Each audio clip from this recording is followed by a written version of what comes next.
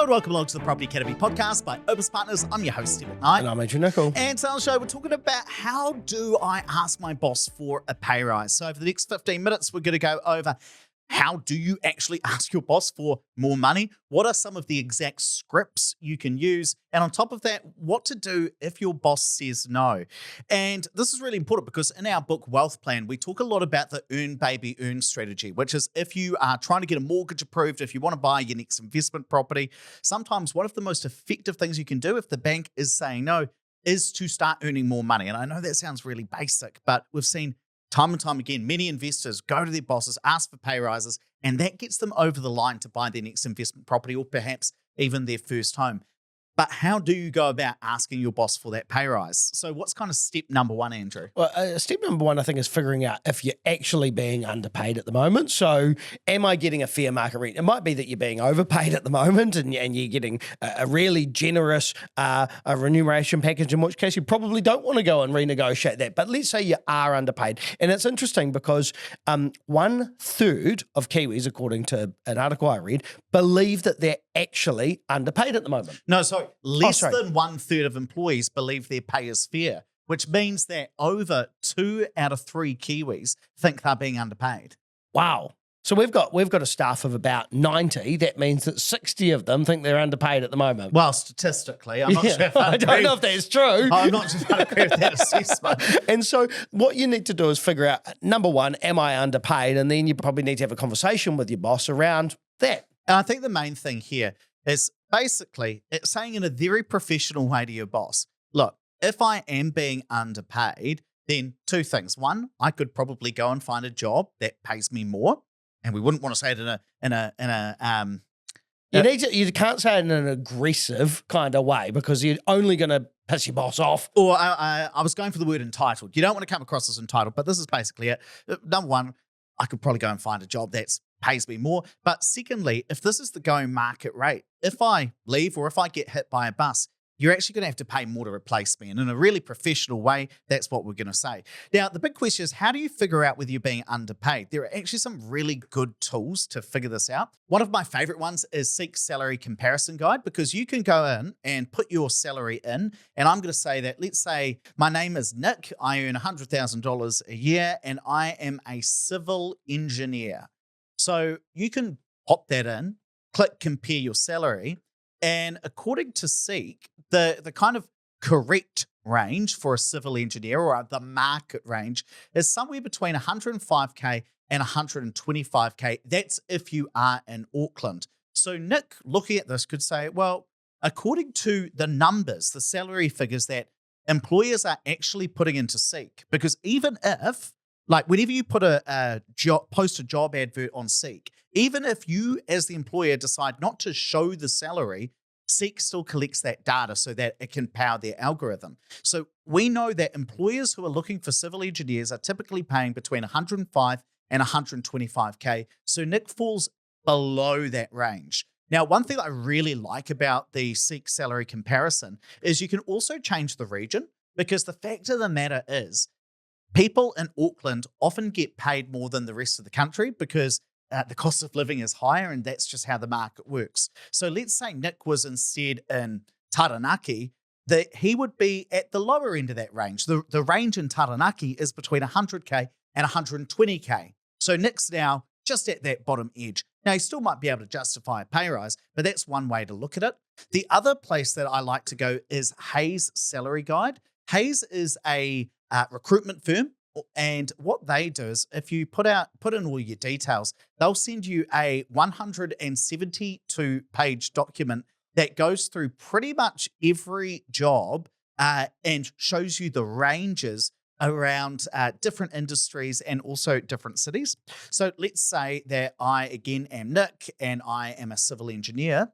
And I am trying to figure out what I should get paid. Can you do that for the same, civil engineer in Auckland? I'm just curious. I might be being cynical here. I wonder whether or not Seek has a bias towards saying that you're lower so that it engages more traction on the website. Oh, I see what you mean. So telling everybody that they're underpaid to try and get them to switch jobs. Well, Hayes would have the same bias here, but let's double check. So they're saying that in Auckland, a civil designer or a civil engineer who's working in civil and structural construction, they would get paid about 120K is the median. Now, remember, the range that Seek gave us was kind of 105 to 125, so it kind of falls within that range. They've got a larger kind of band as well, kind of 85K to 140K, which is quite a larger range. But this just gives you two sources, so you can kind of cross-reference and say, well, what is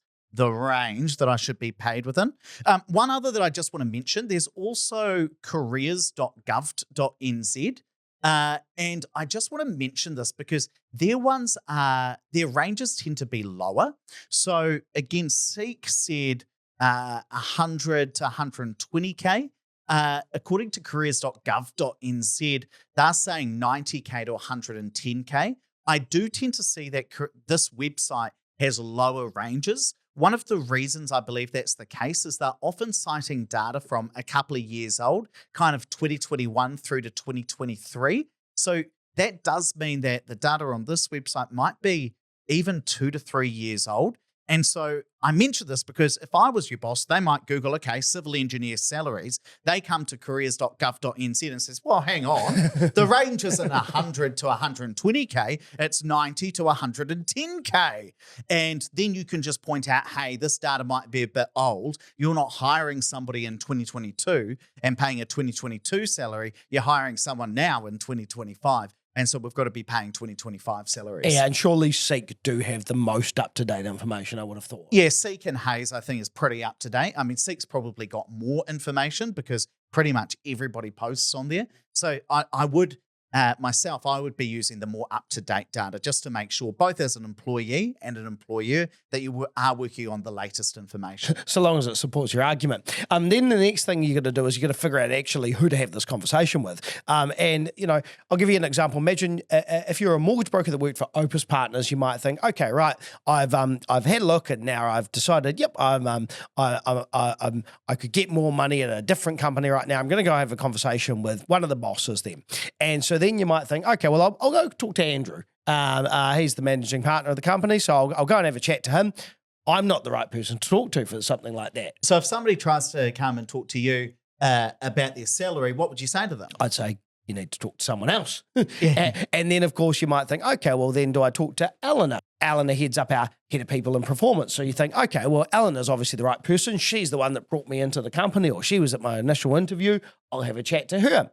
No, again, that's probably not her role. So you've got to figure out who's in charge of the budget, who's in charge of how much people are being paid and who gets the right amount of money. And so that would, in this instance, be someone like Vanessa, who's our COO. So she would be the right person for this organization. But again, it would vary depending on your company and how it's structured in terms of who you report to for this kind of thing. And I think the big thing here is it's about who is the decision maker. So who do I actually have that conversation with? Now, and of course, if somebody came to you and talked to you about it, you're not saying, go talk to someone else in a mean way. It's just that I'm not the decision maker here. So it's not always going to be the CEO who is deciding that. It might be somebody else. You've got to figure out who that person is. Now, you might talk to your direct manager. They might not be the budget decision maker, but they might be able to advocate for you as well. Yeah. But it's worth thinking, who am I having this conversation with before I go ahead and decide to make that case? You might think it's going to be the CEO, but actually it might be your direct line manager. So just figure that out so you can have the right conversation. And then step number 3 is to set up a meeting with your boss. So what I tend to not recommend is to just go up, knock on the door with your boss. Hello, I'm here to ask for a pay rise. Generally, in most, I mean, maybe that would work if you're in a very small business and your boss is the owner of the company and they can make those decisions very, very quickly. But for most organizations, you set up a meeting with your boss. And here's what if it was me, this is the sort of email I would send. So I'd send it with the subject line like 30 mins question mark. Yeah, you love something that captivates them. Yeah, because if I see a subject line that says 30 mins question mark, I know what it is. You probably want a meeting for 30 mins. And if it was me, I'd say something like, hi, boss name. Can I please get 30 mins in your diary so that they know straight away, what are you looking for? Okay, they want a 30-minute meeting in my diary. I'd like to set up a meeting to talk about how I'm doing. It's been a while since we last sat down to talk about my performance. So, and I think this is the important part. I want to make sure I'm giving you what you need and talk about some goals I'd like to achieve when works best for you, Ed. Now, you can I like quite a casual email. If you work for more of a corporate or you're more formal yourself, you can kind of dress this up however you like. But the main thing that I want to get across is you're asking for a specific time, generally 30 minutes. And I think it's really important to say to them, I actually want to talk about my performance. It's not just about, hey, I want you to give me more money. That's going to be part of the conversation, but I want to talk about my performance. I want to make sure I'm giving you what you need, because there's no point asking for a 5K pay rise if actually it turns out that you're not meeting expectations as it is. And also, I think it's really important to say, I want to talk about some of the goals I want to achieve. So there's something for you, Mr. Boss or Mrs. Boss, and there's something for me as well in here. So setting that up, you're probably going to get a reply pretty quickly because you're being very straight to the point. And then once you've got that meeting in the diary, you can gear up to have that conversation. And then if we're thinking about, okay, the boss man comes back or boss woman comes back, yep, cool, 30 minutes in the diary.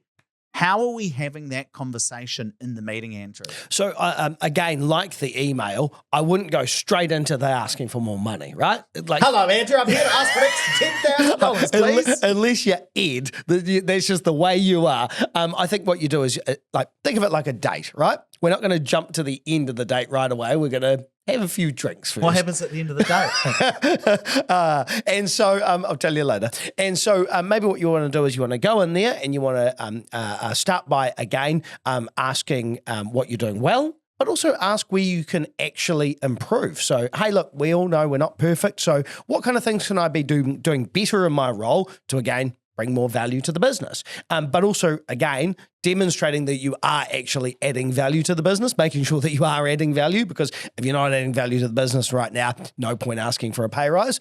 And then I would probably then go into the stage where you say, hey, look, I have been doing a bit of research, and according to Seek, I'm probably, my job probably gets maybe another $15,000 a year at the moment. I'd like to work my way up to that. So what I'd like to know is, could I look at a $10,000 pay rise, and I'd like to know what I could do to get me up to that $15,000 extra threshold over the next 5 years, or next couple of years, because currently I'm looking at buying an investment property. I know that's $10,000 is going to really help me do that, and because I'm adding value to the company. Yeah, and I think starting by saying, hey, I want to make sure that I keep on doing the things that are adding a lot of value to the business. So what are some of those things that I need to make sure I keep doing? The reason I like that question is then that your boss is telling you all of the good things you've done. And then rather than you telling them, hey, I've achieved so much in this company, you're getting them to tell you all of the good things. So then it's their words, it's coming out of their mouth. And I think the important thing here as well, remembering that the person you're having this conversation with might not be your direct report. And so if you've sent that email in advance outlining exactly what you want to cover at the meeting, they can go to your direct report and get that feedback. Hey, Molly says that you're doing a really good job with your keeping on top of your clients at the moment. You're really bringing in some good revenue for the business. Here's the things we can improve. But if you don't send that email in advance outlining what you want to talk about, they might be blindsided when you start to have that conversation. Yeah, and then after they tell you the good things, I think it's important to ask for that feedback. Hey, I realize that I am not perfect, but I want to get better. So what are some of the things that I need to tweak or I can do to add even more value to the business? I like that, because now it's not just saying, give me negative feedback, please. It's like, I want to improve this business, and I'm probably going to stick around to achieve those better results for the business. Bosses love it if you're like, hey, I want to do better for the company, and I'm going to stick around and do that. So then when you lead into, hey, I've got some goals and I realize I'm being underpaid, I want to make more money. My goal is to succeed financially, and hey, I need an extra $10,000 in order to be able to get my mortgage approved. Sharing some of those goals, I think it shows a bit of ambition. And again, especially if your boss is the owner of the company, I think that those people love ambition even more. And so I think demonstrating that you're a really valuable member of the team, you've got some good ambition, you've got some good values, I think that all leads up to the pay rise. And I'll tell you a little story. I remember back my first ever job, I worked for the Auckland Philharmonia Orchestra, which is a charity. And I was working with businesses to get them to support the orchestra. And I went on my first ever ask. So I'd organised a meeting with a very small business, and I was going to ask for some stuff. And I remember Some money. I actually wanted them to donate. I wanted them to donate a dinner that somebody could buy, yeah. or like we could auction off. It was actually Shin's Teppanyaki, Really? which is this wonderful thing where they They're in Auckland as well, obviously. yeah, it was in Auckland. That's where it's like a mobile teppanyaki. They turn up. It's a great thing. Everybody should do it. Amazing. They turn up at your house with the teppanyaki grill, and they do it all there at your house. And it's just And great then thing. clean up and then leave. Yeah. Use the discount code Ed and Andy. And where am I going with this? Oh, and Laura D, who was the head of fundraising or head of development at the orchestra, stopped me in the hall and said, "What is the number one reason people give?" And I said, "Because they care." Nah, it's because they feel guilty, I reckon. No, wrong. And Laura D says to me, I'll never forget this. She says, "It's because they're asked." People don't give because they care. They give because they're asked to give. And I think that translates really well into this conversation. Why do bosses give you a pay rise? It's not just that you're doing a good job and adding a lot of value, though that does impact it. It's because you ask for it. So when you're having this conversation, I think making a specific ask, Andrew said before, what do I need to do to get that extra $10,000 pay rise or the $5,000 pay rise? Putting the specific number in there and asking for it, even though at that moment your heart might be going like this. We've got to make sure that we ask. And I think that's actually a thing to remember when you are quite nervous about these kind of questions, because people will inevitably feel nervous about asking for more money and might feel a bit ashamed about it. Oh, I want to make sure that I'm actually adding value. If you go in there and you're genuine about your approach to it, and you demonstrate that you're adding value and that perhaps in the marketplace you might be worth more, I think you'll probably get a good result. And the worst case is the boss says no. But they'll probably also say, no, but here's what needs to happen to get you there. And then you can use that to get there. And if we think about your boss saying no, what changes? You get paid the same. Do you It's not get like they don't give you a pay cut. As long as you're very respectful, your relationship should continue. The worst case scenario is you stay in the same spot. The best case scenario is you get paid more money.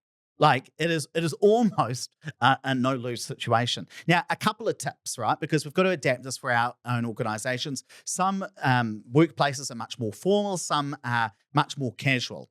So one thing to be aware of is just timing. So for example, here at Opus Partners, and I know a lot of companies, especially bigger companies, are the same. They do pay reviews once a year, all at the same time. So we do ours, I think, just after the end of financial year or just before end of financial year, which is around the 31st of March. So all of my team listening to this, it's going to happen around that 31st of March. Somewhere around there is when we're reviewing pay. In some big banks, I know that they will say we do pay reviews once a year, and you're not eligible for a pay rise until you've worked here for at least 12 months. So if you start halfway through the year, it might be 18 months before you can start to have that conversation around a pay rise. So just understanding the policies within your organization. The other one is pay bands. So again, it's larger organizations will say, and I know BNZ, I believe, do this, you're in pay band 17. And if your job is a pay band 17, you get paid between X and Y dollars. And so it's a conversation about, well, you already know what your pay band is. And then your conversation with your boss is, well, how can I demonstrate that I've got more experience? Because if you've got less experience, you're going to be at the lower end of that pay band. If you've got more experience and you're adding more value, and you're a really good member of the team, you're going to be at the top of the pay band. If we take it back to that conversation about the civil engineer, Nick, who the pay band in Auckland was between 105 and 125, well, if he doesn't have that much experience and his boss is taking a bit of a punt on him, he can only really hope to be at that lower end of the pay band. If he's got 20 years of experience and he's really good at his job, he should be at the top of the pay band. If not, maybe even a little bit higher than that. So you've just got to understand, we've got the pay band, but then there's some negotiation within there. And just understand that if you are at one of those bigger organizations that has set pay bands for different roles, one conversation you might have with your boss is, well, how do I advance through those pay bands? How do I get that next role? So you just do need to adapt this for your organization.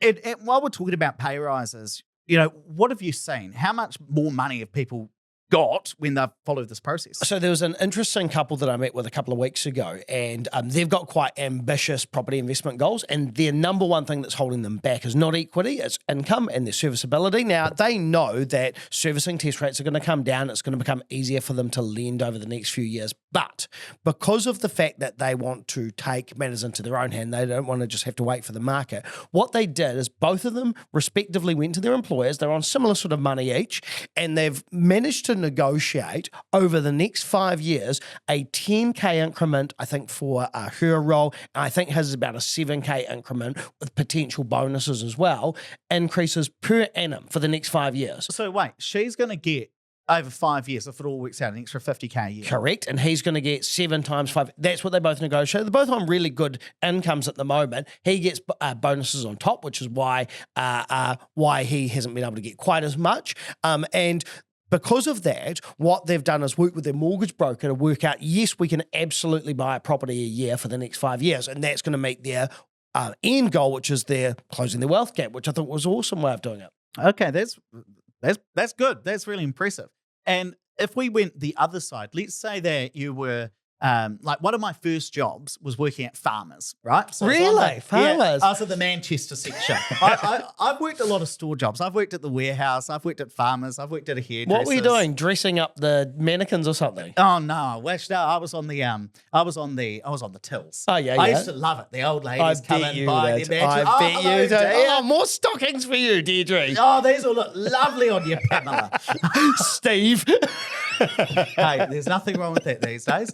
And where was I going with this? Oh, yeah. Now, if I was still at Farmers, right, that's a big organisation. They've got set pay. There's probably very limited room for manoeuvre in terms of that pay band. Whereas if you work more of an office job, that's where pay becomes a lot more negotiable. So you've got to take the approach that we're talking about and just adapt it for your organisation, because it's going to work better for some compared to others. And just one last thing I want to talk about. Sometimes when our heart is going like the clappers, there is a bit of a tendency to let those nerves kind of come across as entitlement and to psych ourselves up. We're like, well, I deserve this and they're going to give it to me. And I just want you to treat this as a conversation when you're talking with your boss, because if you come across as entitled, even if you feel like you really do deserve that pay rise, if it comes across as entitled, you've got a higher chance of rubbing your boss up the wrong way, and you're less likely to get that outcome that you want, which is maintaining a good relationship with your boss and getting that pay rise at the same time. So there we have it. That's how you ask your boss for a pay rise, some of the exact words and emails you can use, and also what to do if your boss says no.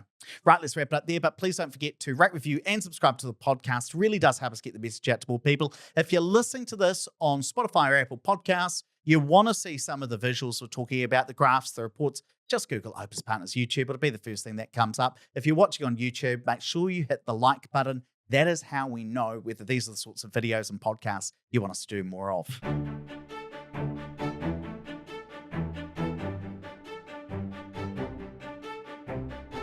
Thanks for listening to the Property Academy podcast. I'm your host, Stephen Knight. And I'm Andrew Nicol. We're going to be back again tomorrow with even more daily strategies, tactics, and insights to help you get the most out of the New Zealand property market. Until next time.